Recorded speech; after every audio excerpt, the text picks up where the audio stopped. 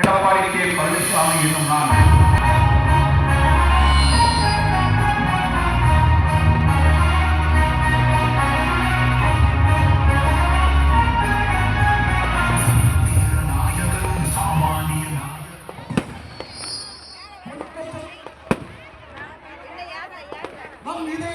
புரட்சி தலைவி அம்மா தெய்வங்களுடைய வழியில் அனைத்து இந்திய அண்ணா திராவிட முன்னேற்ற கழகம் என்ற பேர் இயக்கத்தை வலிவோடும் பொலிவோடும் வழிநடத்தி வருகின்ற கழகத்தின் பொதுச் செயலாளர், நாளைய தமிழகத்துடைய முதலமைச்சர், என்றும் மக்களின் முதல்வர், புரட்சி தலைவர் டாக்டர் எடப்பாடியார், டாக்டர் எடப்பாடியார்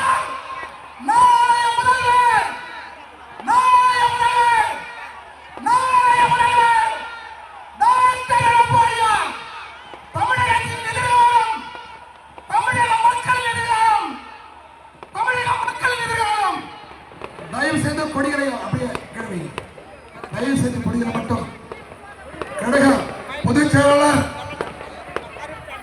இன்றைய தமிழகத்துடைய பிரதான எதிர்கட்சியுடைய தலைவர், தமிழ்நாட்டு மக்களால் இன்றைக்கு மீண்டும் 2026 முதலமைச்சராக பொறுப்பேற்கக்கூடிய புரட்சி தலைவர் டாக்டர் எடப்பாடி அவர்கள் இப்பொழுது பேசுவார்கள்.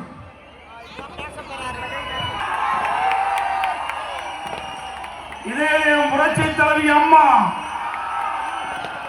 இருவரும் தெய்வங்களை வணங்கி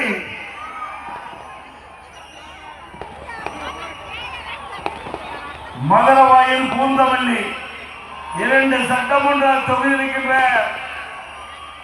வாக்காளர் மக்கள், பொதுமக்கள் இந்த அரங்கிலே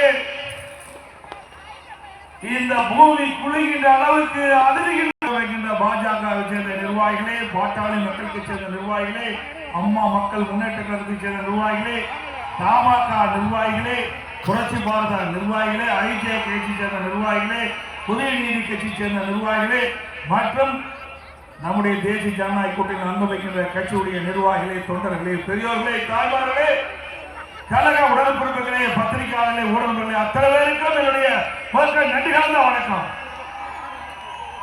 தமிழ்நாடு தேவர் பேரவை நிர்வாகிகளுக்கும் இந்த நேரத்தில் நன்றி தெரிவிச்சுக்கிறேன்.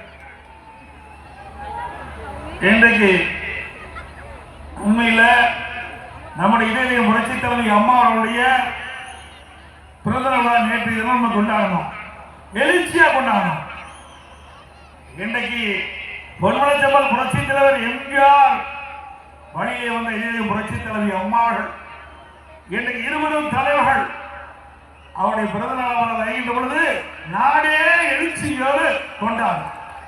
அவருடைய நேற்று தினம் ஒரு எழுச்சியான நாள், அந்த ஒரு பொன்னான நாள் இதய புரட்சி தலைவி அம்மா பிறந்த நாள் விழா. அந்த நன்னாளிலே இன்றைய தினம் ஒரு அரசு